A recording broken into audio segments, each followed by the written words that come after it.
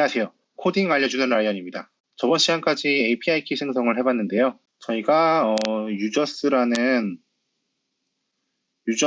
라우터에다가 이렇게 API 키 생성을 하는 방법을 같이 한번 해봤어요. 이제 API 키 생성뿐만 아니라 이제 CRUD를 한꺼번에 해보는 그런 시간을 가졌고요. 오늘은 저희가 API 키랑 시크릿 키를 발급을 해줬는데 이 API 키와 시크릿 키를 발급해 준 걸 가지고 JWT 대신에 인증을 할 수 있는 방법을 구현해 볼 겁니다. 이것도 역시 미드웨어에서 할 거고요.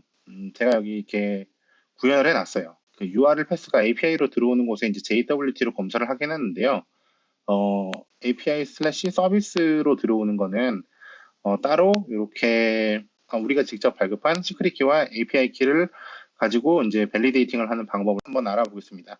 우리가 API를 보통 다른 서버에 호출만 해봤지 우리가 API 서버가 되어본 적은 많이 없으실 거예요. 그래서 API 서버가 되어보는 그런 시간입니다. 저는 제가 지금 이걸 만들고 있는 이 프로젝트를 만약에 서비스로 한다고 하면 UI로만 제공할 생각은 없어요. UI로만 제공할 생각은 없고 백엔드 서버 대 백엔드 서버로 이제 서로 이제 통신을 하는 그런 루트까지 생각을 하고 있고, 원래 REST는 상태가 없습니다. 상태가 JWT도 상태가 없잖아요. 사실 로그인된 상태라는 그런 상태를 유지하지 않기 때문에 이런 JWT나 시크릿 키와 액세스 키를 가지고 이제 밸리데이션을 하는 방법이 가능한 건데요. 제가 API를 이제 호출할 수 있는 샘플 파이썬 코드도 짜놨고, 그걸 받아주는 서버도 이렇게 미드웨어로 만들어 놨습니다. 제가 한 줄씩 설명을 해드리자면, 일단 URL 패스가 API 슬래시 서비스면은 이제 여기를 타게 돼 있어요. 일단 쿼리 파라미터를 가지고 있는데, 쿼리 파라미터는 이렇게 URL 뒤에 이렇게 물음표로 붙어 있어서 ABC 1, 2, 3 그리고 XYZ 3, 4, 5 이렇게 요 붙어 있는 요쪽이 이제 이 리퀘스트 쿼리 파라미터인데, 요거를 가지고 오게 됩니다. 요거를 가지고 오게 되고, 이 앰퍼샌더로 이제 요 end가 이제 이름이 앰퍼샌드인데, 앰퍼샌드로 이제 스플릿을 해서 QS 리스트에 넣어놓고요. 이 QS 리스트를 다시 딕셔너리로 이제 이 이퀄 기호로 다시 잘라가지고 이제 이렇게 이제 딕셔너리를 만들게 됩니다. 그러면 아까 요게 이런 식으로 바뀌게 돼요. 사용을 편하게 하기 위해서 이런 식으로 바꿔놓고요.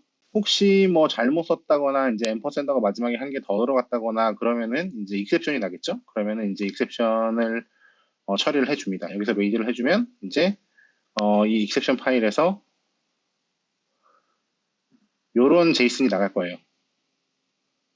이 쿼리 스트링은 키 타임 스탬프 2개만 허용되면서 2개 모두 요청 시 제출돼야 됩니다. 이런 에러 코드가 나올 거고, 그리고 쭉 내려가 보면은 이제 쿼리 스트링 키는 이 QS 딕트의 키 값을 갖고 온 거고, 이 키 값에 키가 없거나 이제 타임 스탬프가 없으면 다시 레이즈를 해줍니다. 그리고 이제 DB 세션을 하나 가지고 와서 API 키를 가지고 오고요. API 키는 여기 우리 API 키겠죠? 이 데이터베이스 정보를 가지고 오는 겁니다. 여기에 이제 키가 액세스 키인데, 이 쿼리 스트링으로 들어온 키가 액세스 키인데, 키를 가지고 이제 검색을 해줘요. 지금 키가 지금 여기 보면 인덱스가 걸려 있거든요. 여기 API 키, 액세스 키 인덱스 이렇게 걸려 있잖아요. 이 인덱스는 이제 검색을 빠르게 해주기 위해서 앞으로 수행할 DB 쿼리를 미리 예상을 하고, 이걸로 쿼리를 많이 치겠다 그러면 제가 미리 이제 인덱스를 걸어 주어서 이제 검색을 빨리 하는 방법이고요. 근데 뭐 나중에는 이걸로 검사를 하지 않을 거예요. 실제 프로덕션 레벨로 가면은 여기에서 DB 세션을 사용한다는 게 속도에서 많은 문제가 있기 때문에 여기 이제 레디스로 바꿔서 이제 사용을 하게 될 거고요. 그리고 나서 이제 HMAC이라는 걸 사용할 겁니다. HMAC을 사용할 건데 기본 개념은 이래요. 쿼리 스트링에 키랑 타임 스탬프가 들어옵니다. 키랑 타임 스탬프가 들어오는데, 그러면 이제 이게 요 부분이 들어오겠죠? 키랑 타임 스탬프가 들어오는데 요것만 딱 잘라서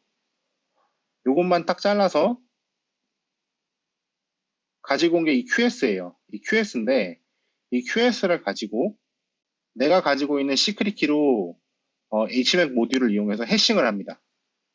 그래서 해싱을 한 값을 다시 베이스 64로 바꿔요. 그래서 그 베이스 64로 바꾼 값이 이제 뭐 나오겠죠? 아마 이렇게 해서 뒤에 이렇게 해서 나올 건데, 요 값을 헤더에다 넣고 요청을 할 겁니다. 그래서 이제 그 요청을 서버에서 받으면 이제 헤더에서 받아온 요 값을 가지고 있고, 그 다음에 요거를 그대로 갖고 와서 다시 해시를 해봐요. HMAC으로 다시 해시를 해봐서 요 헤더에 있는 요거랑 같으면 인증이 된 겁니다. 그래서 여기 주석 처리가 되어 있는데 이제 밸리데이팅을 하게 되면은 이제 HMAC으로 갖고 와서 시크릿 키로 우리가 가지고 있는 시크릿 키로 이 API 키는 우리가 DB를 호출했어요. DB를 호출한 거고 시크릿 키를 가지고 이 QS 요 부분이죠. 요 부분을 해시를 해줘요. 얘는 이제 해시라는 건 단방향이기 때문에 그래서 안복호화가 불가능하고 이제 단방향으로 해시화만 해가지고 이제 한쪽으로만 갈 수 있는 겁니다. 그래서 요거를 해시해서 요거랑 같은지를 봐야 돼요. 그래서 해시를 한 다음에 여기서 보면 베이스 64로 다시 바꿉니다. 베이스 64로 다시 바꾸고 다시 베이스 64로 바꾼 거를 UTF-8로 인코딩 한 다음에 문자열로 만들고요. 이 문자열을 만든 거를 이제 헤더에서 시크릿이라는 키값을 가지고 있는 그 데이터와 비교를 해서 다르면 이제 헤더의 인밸리드 키가 맞지 않다라고 알려주는 겁니다. 그리고 타임스탬프는 현재 데이타임을 가지고 와요. 가지고 와서 데이타임에 이제 요거를 아무것도 안 쓰면은 UTC를 가지고 오고 요거를 쓰면 이제 한국 시간을 가지고 오게 되는데 한국 시간을 가지고 와서 이제 타임스탬프로 바꿔주면은 이제 유닉스 타임스탬프가 나오겠죠. 뭐 16 뭐 이렇게 해서 숫자로 나올 거예요.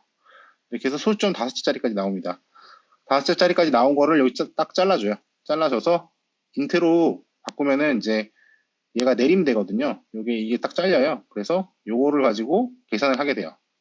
근데 요거를 이제 여기 now 타임 스탬프에 가지고 오게 됩니다. now 타임 스탬프보다 10초 작으면 이제 10초 전에 만들어진 호출까지만 유효하다라고 보겠다는 얘기예요. 만약에 이제 10초 더 전에 만들어진 것까지 유효하게 만들어지면 그 해시된 키를 가지고 계속 요청을 할 수 있잖아요. 같은 요청을.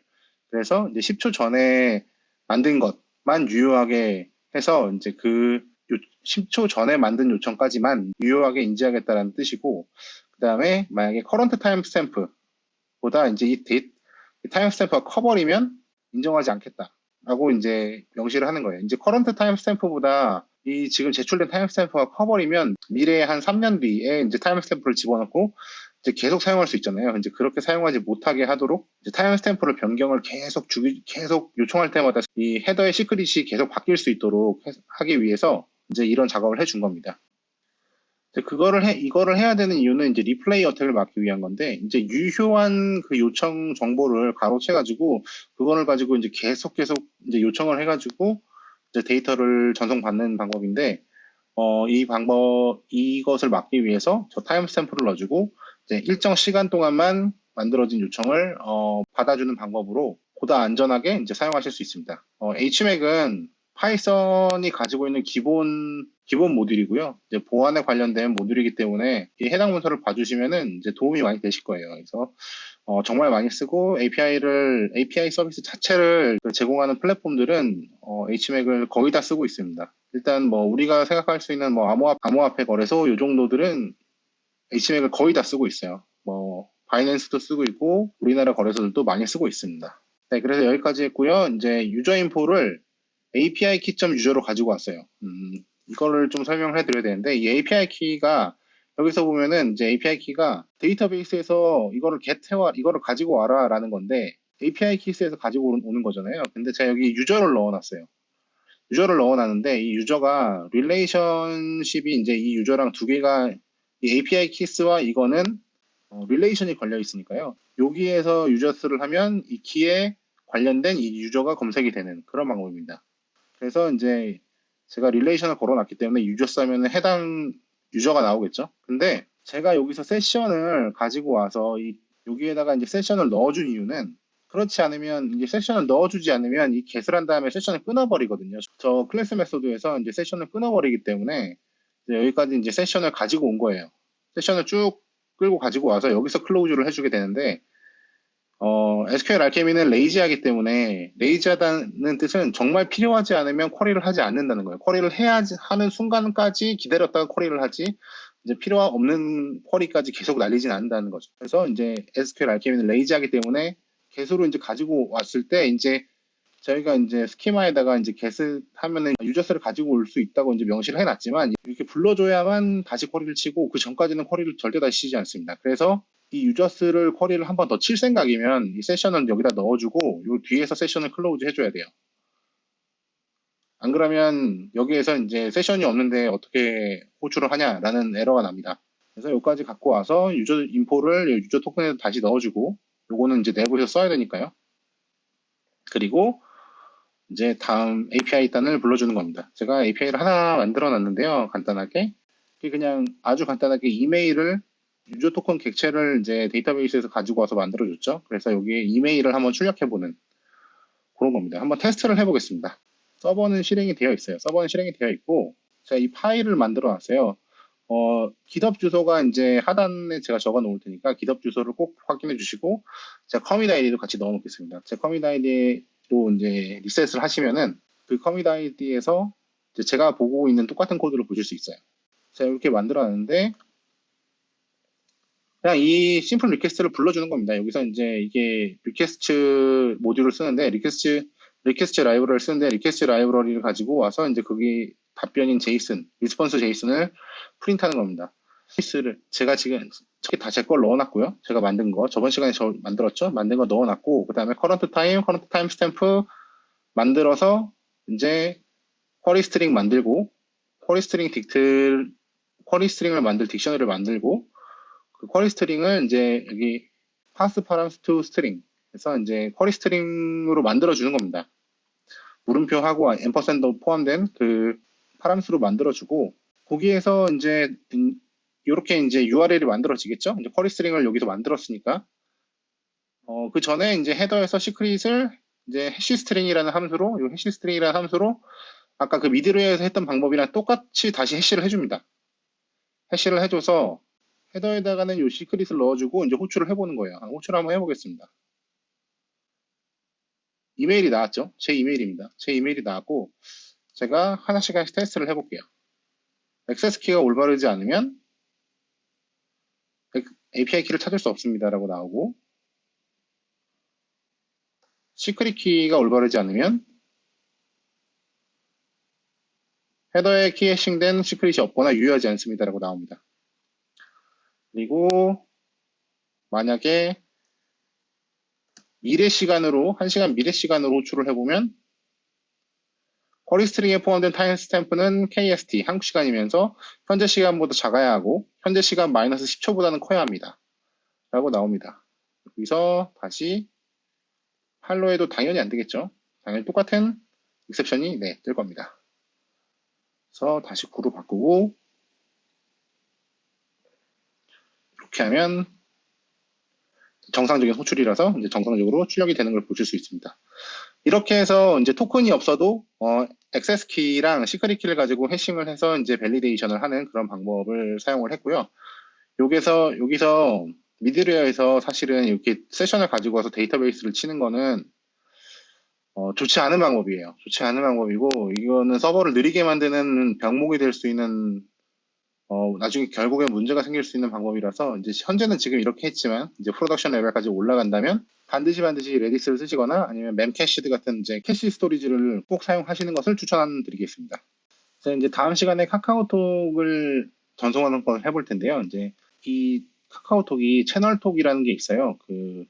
뭐 알림톡, 채널톡, 뭐 이름은 되게 많더라고요. 우리가 이제 택배사 같은 데서 받는 카카오톡 메시지 있잖아요. 그게 이제 사업자 등록증이 있어야만 가능을 한데, 제가 사업자 등록증이 없기 때문에 해당 강좌를 진행을 하기가 좀 힘들 것 같아서, 하지만 이제 카카오톡에서 친구에게 전송, 그리고 나에게 전송하는 방법이 이제 카카오톡에 있더라고요. 이걸 무료로 이제 지원을 해주고 있으니까, 제가 이거를 한번 API로 서비스를 구축을 해 볼 생각입니다. 네, 그럼 오늘은 여기까지 하겠습니다. 다음 시간에 뵙겠습니다. 감사합니다.